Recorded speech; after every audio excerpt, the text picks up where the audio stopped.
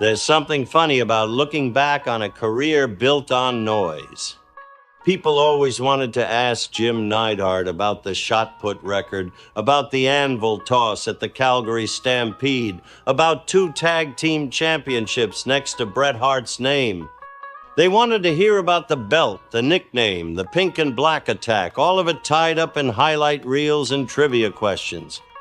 But that was never the first thing on his mind when he sat alone with it, away from the cameras and the autograph tables. What came first were 5 faces. 5 people who shaped what he became long before any belt or nickname ever mattered. The first person worth talking about is Stu Hart. When Neidhart first arrived in Calgary, he came with size and raw power, a shot put record, a brief look from NFL teams, nothing that resembled real wrestling skill yet. He figured that would be enough to get by on its own. It wasn't. And Stu let him find that out fast, without wasting any words on warnings beforehand. What people on the outside never understood about the dungeon was that it wasn't built to teach anybody how to perform for a crowd. It was built to find out who could take real pain and still get up afterward, again and again, without complaint. Stu didn't care how a man looked standing in a doorway. He cared whether that man could survive a hold locked in tight with no easy way out, and whether he'd come back the next day after finding out. His gift to Neidhart wasn't technique, not really, not in those early sessions. It was tolerance, the kind that gets carved into a body the hard way, one session at a time, until pain stopped being something to fear and became something to simply work through. Stu never explained a hold gently, or walked a young wrestler through it step by step. He locked it in and waited to see what was left of you on the other side of it. There was a night early on in that basement, a stretch hold cinched in so tight that breathing got difficult, the air thinning out fast in that small concrete room. Stu didn't loosen it.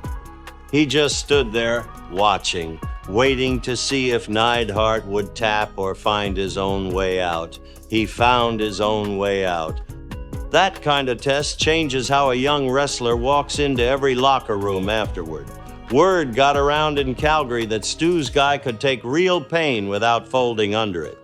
That reputation followed him out of the dungeon and into every territory that came next, long before any title ever did. Years later, Bret Hart would point to that period as something close to the end of an era for his father's training.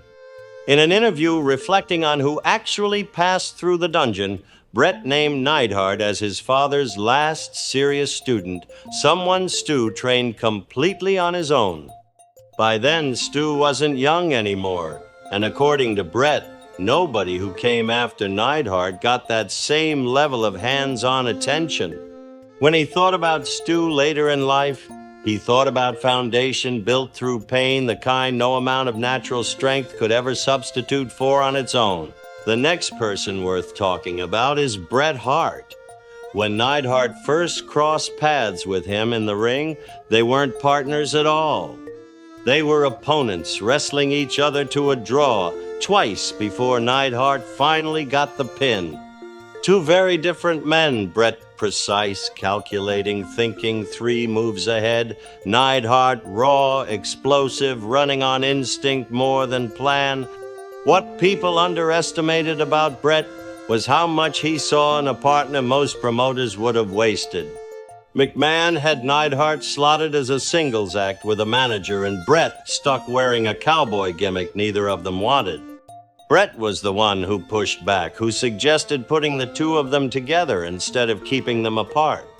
That decision changed everything. The quality that made Bret irreplaceable wasn't his technical mind alone, it was his willingness to build something around a brother-in-law instead of around himself. He took Neidhart's raw power and turned it into a story crowds could believe, instead of just a man who could throw an anvil 11 feet for $500. There was a night in April of 1986, WrestleMania 2. A 20-man battle royal stacked with wrestlers and NFL players sharing the same ring. Bret and Neidhart were the last two left standing before Andre the Giant finally tossed them both. That elimination, in front of that many cameras, put the Hart Foundation in front of the whole country for the first time. That kind of shared moment changes how two men see each other for the rest of their careers. Whatever else came later, titles won, titles lost, years apart and years back together, that night stayed the starting point neither of them ever stopped mentioning.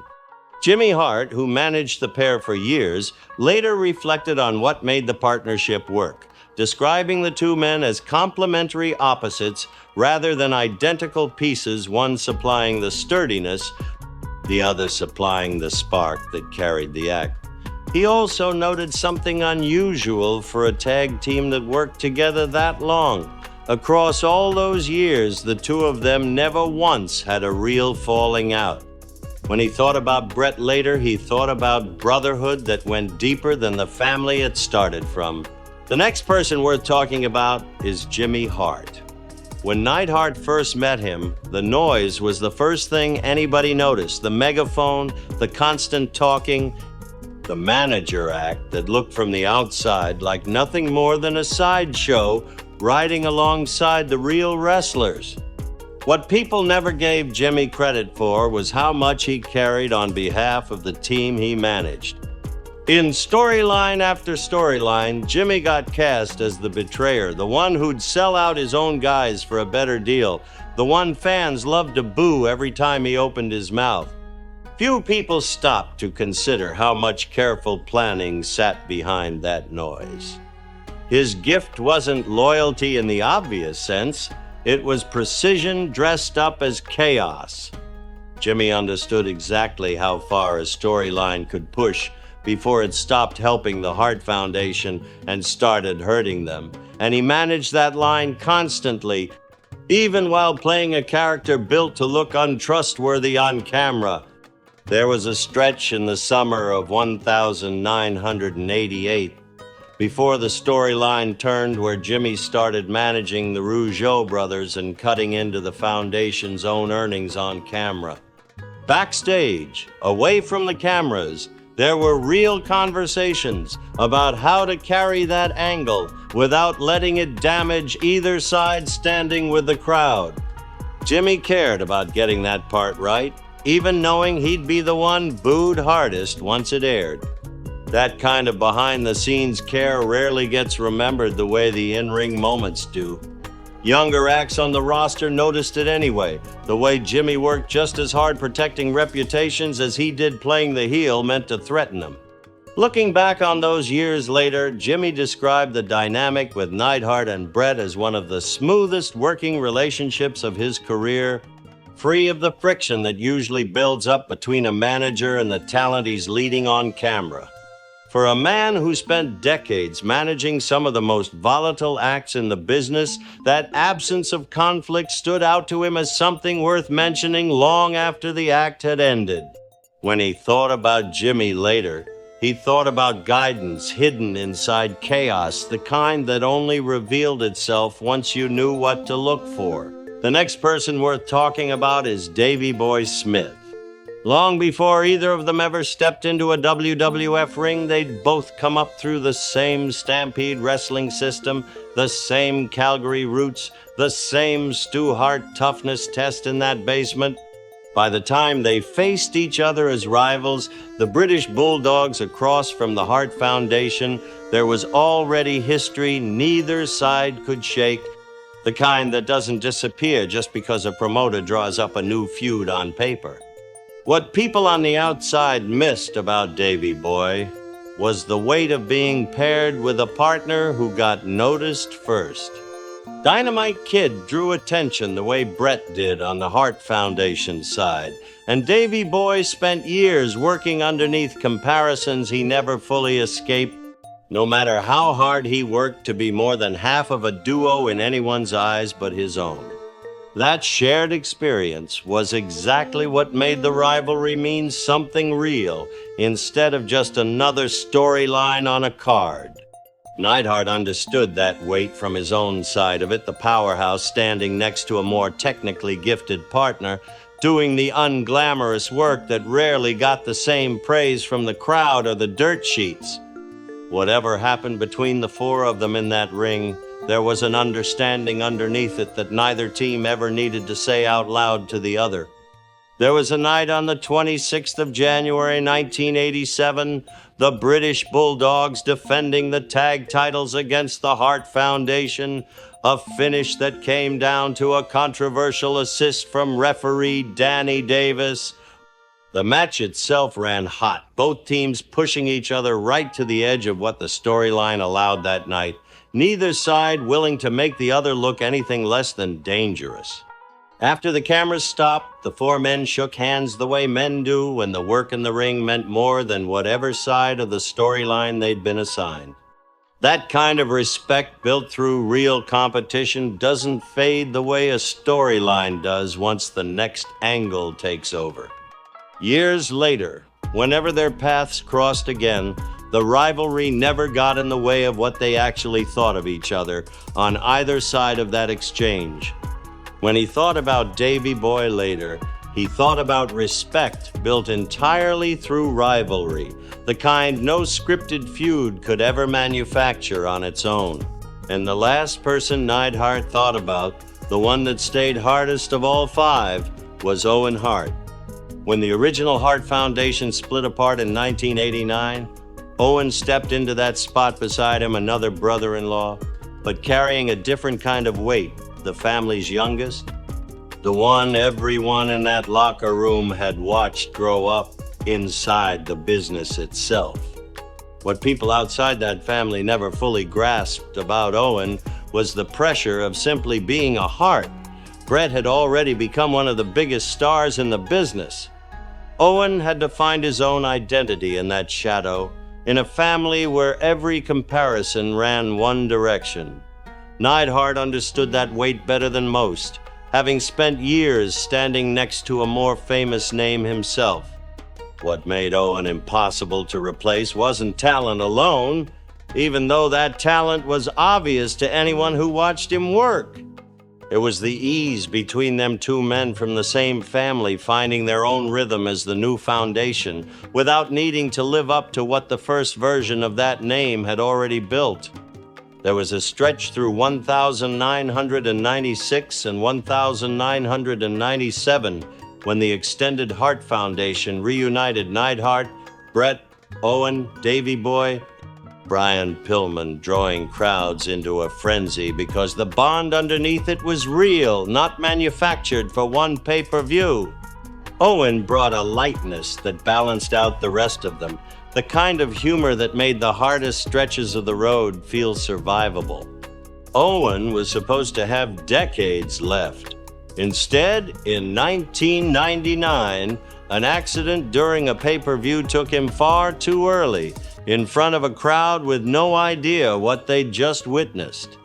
Neidhart had already lost a partner inside that ring once before, in storyline only.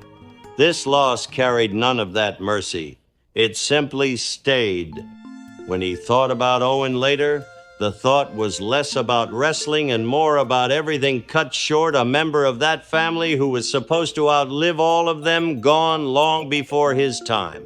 The older Neidhart got, the more he understood how much of that career was noise dressed up as importance. The titles fade first. The records, the storylines, the rivalries that felt enormous on a given Saturday night, all of it gets quieter with every passing year, until most of it survives only in old footage nobody outside the business bothers to dig up anymore. What doesn't fade is the family that built up around that basement in Calgary, generation after generation of it. The look exchanged before a match neither side wanted to lose. The trust passed down from a father-in-law to a son-in-law to a brother-in-law, none of it ever needing to be explained out loud or written into any contract. That's why these five people meant more to him than any belt ever did. They were never about the wins. They were about who stood next to him, in that ring and outside of it, Long after the cameras stopped rolling for the night, Stu gave him foundation built through pain nobody else could substitute for. Bret gave him brotherhood that turned raw power into something a crowd could believe in. Jimmy gave him guidance disguised as chaos, protecting reputations even while playing a man built to threaten them. Davey Boy gave him respect earned entirely through rivalry, the kind no script could manufacture on its own. And Owen gave him a kind of loss that never fully stopped aching, a reminder that family in that business carried risk no storyline ever accounted for. What made that era mean something wasn't the size of the men in it, even though size was the first thing any poster led with. It was the family underneath all of it, built one generation at a time inside a basement most people never got invited into. Fans remember the anvil toss, the pink and black attack, 2 championships next to Bret's name on a record sheet somewhere. He remembered the 5 people who taught him what actually carrying weight meant, long before any of it showed up on a highlight reel.